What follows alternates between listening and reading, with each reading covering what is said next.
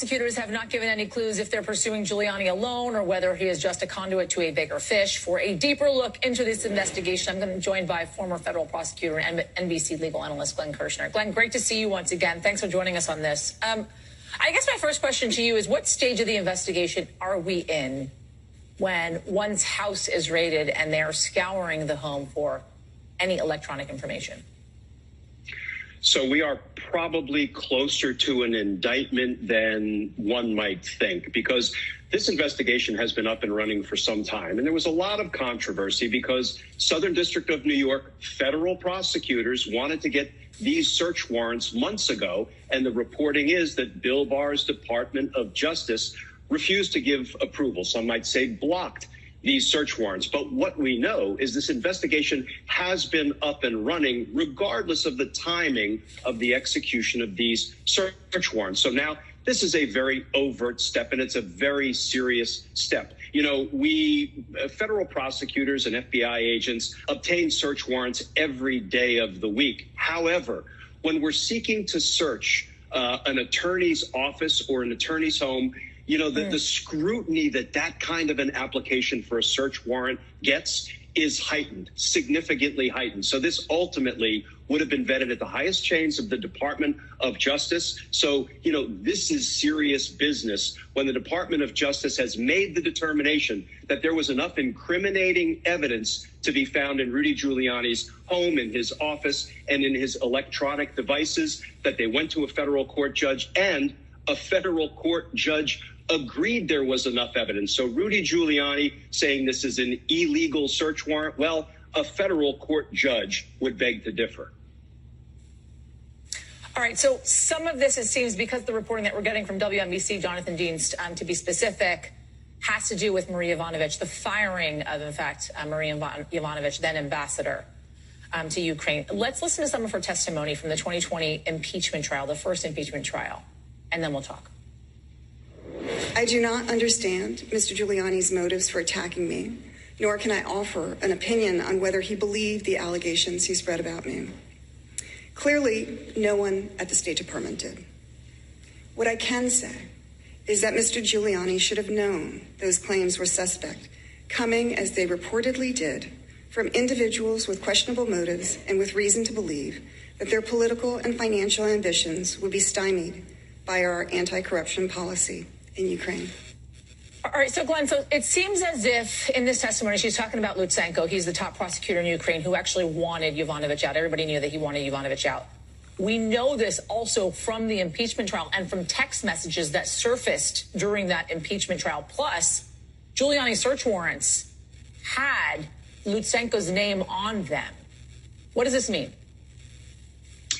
So, you know, we've heard that this is all about a FARA violation, the Foreign Agents Registration Act. And there's a suggestion that Rudy Giuliani may have just failed to file some paperwork to let the federal government know that he was working on behalf of the Ukrainian government. Yasmin, this is so much bigger than a simple FARA violation. What we have is Rudy Giuliani working with, let's call them what they were, nefarious Ukrainian forces behind the scenes to oust Ambassador Yovanovitch. Why? Well, she was reportedly, you know, an excellent corruption fighter on behalf of the United States government. And here's the thing. A president has the plenary power to pick up the phone and say, Ambassador Yovanovitch, I am recalling you from your post. Your services are no longer needed. Thank you. However, the president didn't do that. Instead, Rudy Giuliani is working with these nefarious forces behind the scenes to dislodge, and this is by his own account, to dislodge Ambassador Yovanovitch.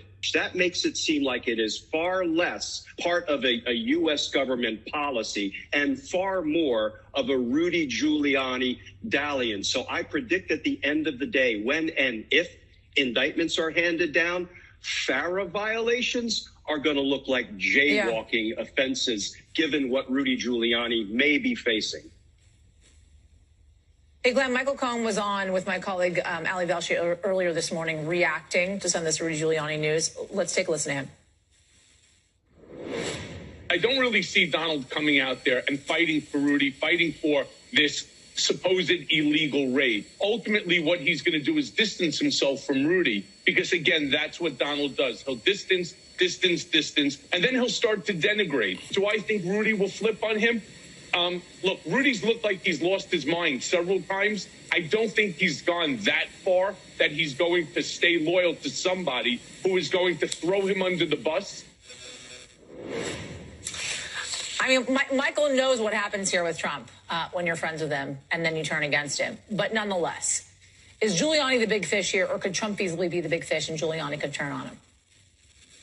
Yeah, well, we have seen now, if past this prologue, another president of the United States who had his home and office searched and ended up with several felony convictions and a prison term. Obviously, that's Michael Cohen. So Michael Cohen knows whereof he speaks.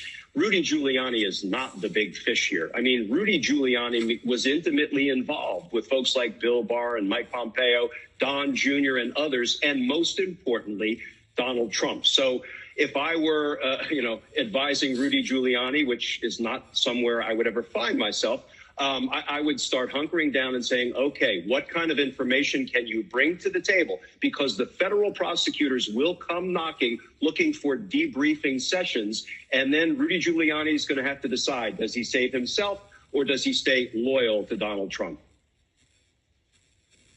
I just want to be clear here. No charges have, in fact, been filed yet against Rudy Giuliani. So far, it is still in the investigatory phase. Glenn Kirshner, thank you so much. Good to talk to you, my friend.